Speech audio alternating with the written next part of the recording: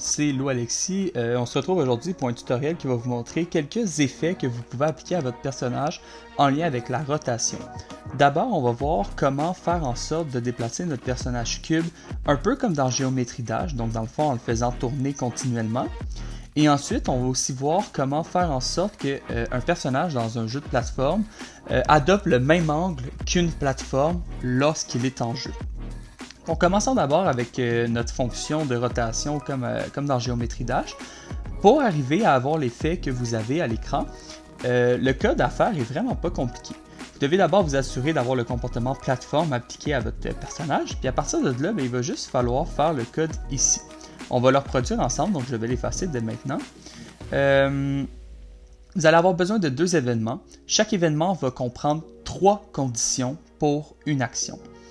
Alors, notre événement va toucher notre personnage.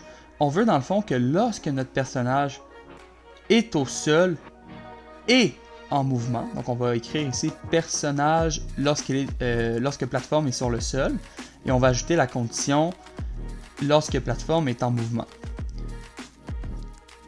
Eh bien, on veut que la rotation de notre personnage se fasse dans le sens horaire de 10 degrés. Mettons. Fait, grosso modo ici, à chaque fois que mon personnage est au sol et il est en mouvement, il y a une rotation de 10 degrés qui se fait. Le problème, c'est que puisque j'ai sélectionné dans le sens horaire, ben si je vais à droite, tout est beau. Si je vais à gauche, il tourne quand même vers la droite. Fait, il va falloir ajuster notre code de manière à ce que quand il va vers la droite, ben, il tourne à droite. Puis quand il va vers la gauche, ben, il tourne à gauche. Donc, pour ce faire, on va rajouter une troisième condition ici, qui est la condition clavier. Donc, il faut créer notre objet clavier. Lorsque la touche est enfoncée, puis on veut que ça soit la touche de droite, ben, la rotation se fasse. Donc là, si je fais play, puis que j'appuie sur la touche de droite, la rotation se fait. Par contre, si je fais la touche de gauche, la rotation s'arrête. Donc là, il va falloir faire exactement le même code ici, mais pour la touche de gauche. Fait que je vais juste copier-coller mon code. Je vais remplacer ici flèche de droite par flèche de gauche. Valider.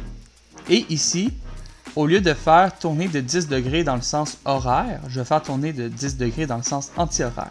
Puis là, attention, j'ai mis 10 degrés, mais vous pouvez mettre le nombre de degrés que vous voulez. Je pense que 10 degrés, c'est juste un bon milieu entre pas trop rapide et pas trop lent.